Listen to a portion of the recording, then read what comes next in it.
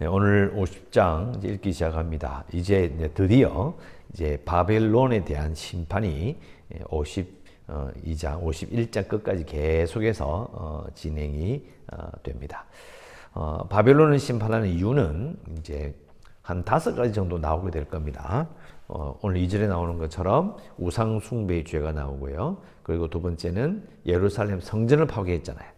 그죠? 성전 파괴한 부분. 세 번째는 예루살렘 성을 파괴한 것. 네 번째는 온 세상을 멸망시키려고 하는 것. 마지막이 이제 교만. 사실은 이제 앞에 나왔던 이방 나라들의 죄와 거의 비슷한데, 바벨론은 읽어보시면 아시겠지만은 회복에 대한 부분이 나오잖아요. 회복되지 않습니다. 회복되지 않는데, 이게 이제 우리는 한글로 읽으니까 못 느끼는 부분이 이 바벨론을 부를 때에 어떤 단어를 써요. 무질서와 어둠의 세력이라는 단어를 씁니다. 바벨론은 무질서한 세력이다. 어둠의 세력이다. 이런 말을 써요. 근데 이게 요한계시록에도 나옵니다. 그러니까 이 세상을 완전히 심판할 때, 그 세상의 죄를 심판할 때 무질서와 죄의 세력을 바벨론이라고 부른단 말이죠. 예레미야 때는. 그런데 요한계시록에 따보면 그 600년 뒤에 세상 전체를 똑같은 단어를 쓰는 거예요. 근데 무질서와 어둠의 세력을 심판하면 그걸 끝나는 게 아니고요. 하나님께서 어둠이 몰아내고 죄를 몰아내고 새로운 언약을 낸다고 하시거든요. 예레미야가 특징이 뭐냐면, 예레미야를 한 단어로 이야기하면 새 언약이거든요. 그러니까 심판이 있으면 뭐가 나와요? 항상 뒤에 회복과 새 언약이 나와요. 근데 그게 똑같이 요한계시록에도 나와요. 이게 무슨 말일까요? 하나님은 심판하시고 끝나는 분이 아니고요. 항상 새롭게 시작하신 분이시다는 것을 알 수 있죠. 근데 이게 어디서 알 수 있냐면요. 자, 8절 한번 보십시오. 8절에 보면 너희는 남유다죠.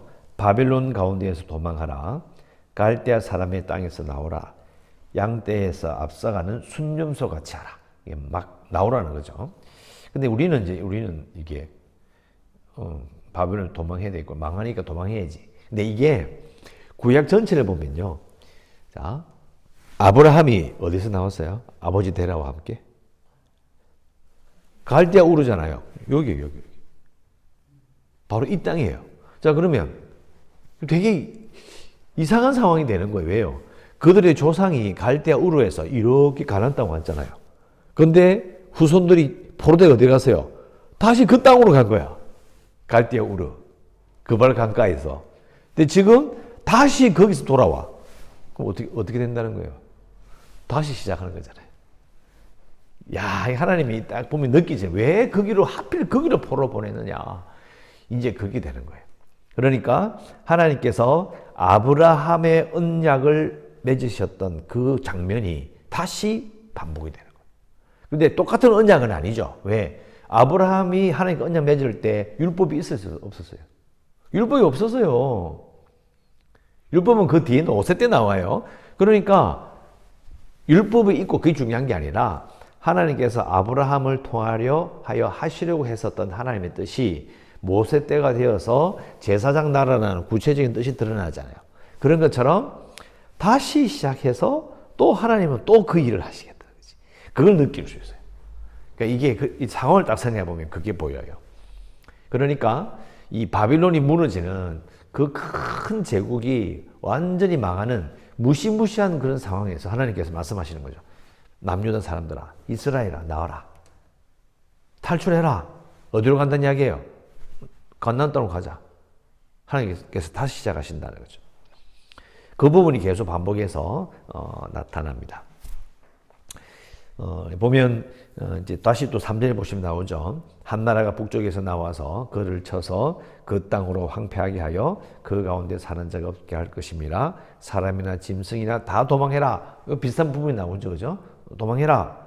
그러면서 하는 말이 4절 여호와의 말씀이니라. 그날 그때에, 즉 바벨론이 망할 때에 이스라엘 자손이 돌아오며 유다 자손도 함께 돌아오되 그들이 울면서 그 길을 가며 그의 하나님께 구할 것이다.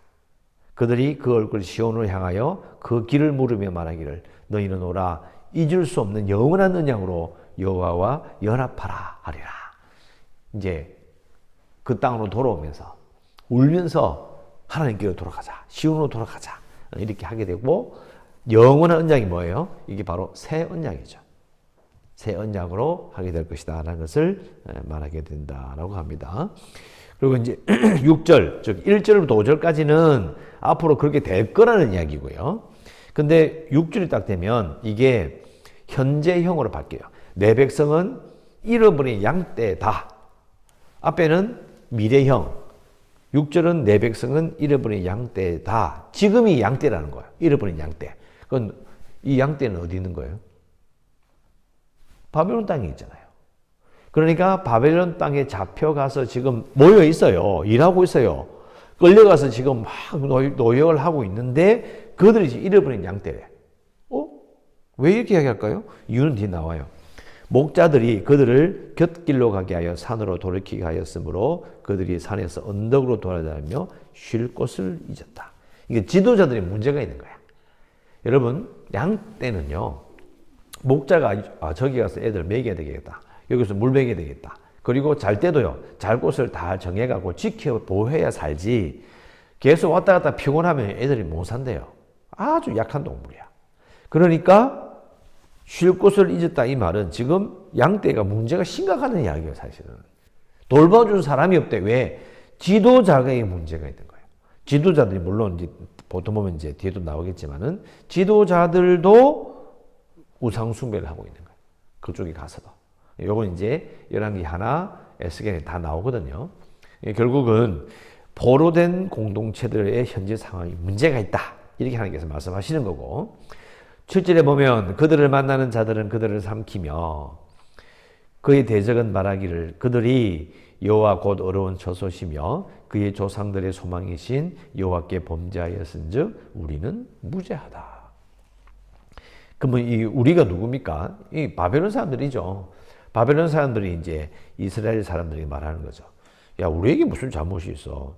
너희들이 하나님께 죄를 지었잖아. 이렇게 이야기한다는 거예요. 그래가 지금 너희들 막 쉬지도 못하고 돌아다니고 힘들지? 너 죄 때문에 그렇잖아. 너희들이 하나님께 죄를 지어서 그런 거고 너희 조상들이 희망이었던 그런 목장과 착한 사람들의 목장을 다 저버린 탓이 아니냐. 이렇게 이야기한다는 거예요. 이 한글 성경에는 이 목장 이런 단어가 없어요. 그런데 영어성 읽어보면 나와요. 뭐냐면 하나님의 동산이 있죠. 가나안. 이스라엘 백성들을 보내셔서 살게 하신 거기가 목장인 거예요. 목장에 누가 살아요? 양떼 목장인 거예요. 그런데 너희들이 양떼면서 하나님께 주신 그 목장을 너희들이 버렸잖아. 야, 이걸 어떻게 알았죠? 근데요, 열왕기 하도 읽어보면 나오는데 그 바벨론에 느부갓네살 왕의 군대 장관인 랍사게 이런 놈들이 와가지고 예루살렘 공격해서 무슨 이야기 하냐면 이렇게 이야기해요. 하나님께서 너희들을 심판하신다. 특히 하나님께서 나를 들어서 너희들을 심판하신다. 이렇게 이야기해요. 그래서 사람들이 막 기가 차가지고 유다 방언으로 말하지 마소서. 다 알고 있는 거예요. 이 어떤 식으로 돌아가 있고 유대인들이 남유다인들이 어떻게 생각하고 있는지를 그들의 종교를 바삭하게 파악하고 있는 거예요. 왜? 첩자가 있거든요. 다 알고 있어요. 그 이런 말을 하고 있는 거예요. 그만큼 이 남유다가 기가 막힌 상황이 부끄러운 상황이 됐다는 것을 지금 말하고 있는 겁니다.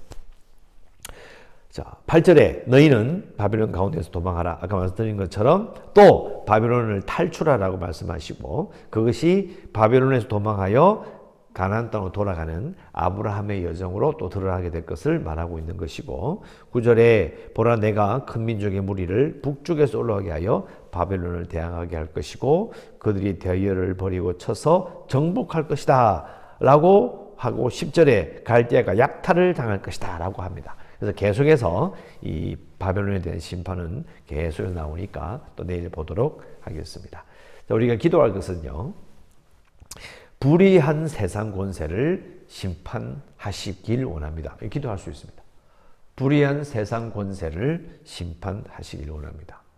자, 여러분, 내가 좋아하는 정권이고 내가 싫어하는 정권이고 내가 좋아하는 정권은 하나님 복을 주시고 내가 싫어하는 정권은 하나님이 심판하시고. 그게 아닙니다. 똑같아요. 정권은, 권력은요, 하나님께 심판받습니다. 불의하면 당연히 심판받습니다. 그리고 잘하면 칭찬받습니다. 근데 모든 것이 어떻게 하는 거예요? 하나님께서 다 다스리신다. 그걸 믿으면 예수 믿는 사람들은 어떻게 됩니까? 물론 자기 마음대로 투표를 하긴 하겠지. 그러나 큰 원칙은 뭐냐면 하나님께서 심판하십니다. 그걸 우리가 알고 있어야 돼요. 그래서 세상을 위해서 이 바벨론 앞에 나오잖아요. 하나님께서 바벨론을 사용하셔서 이스라엘 백성들을 심판하신다. 그러면 하나님이 바벨론을 축복하시는 거예요. 그게 아니라니까요. 쓰고 그냥 쓰시는 거예요. 그냥 그 이상도 그 이하도 아닙니다. 마찬가지인 거죠. 그러니까 우리는 불의한 세상의 권세를 위해서 기도할 때에 하나님 이 권세를 축복하소서 이게 아니고요.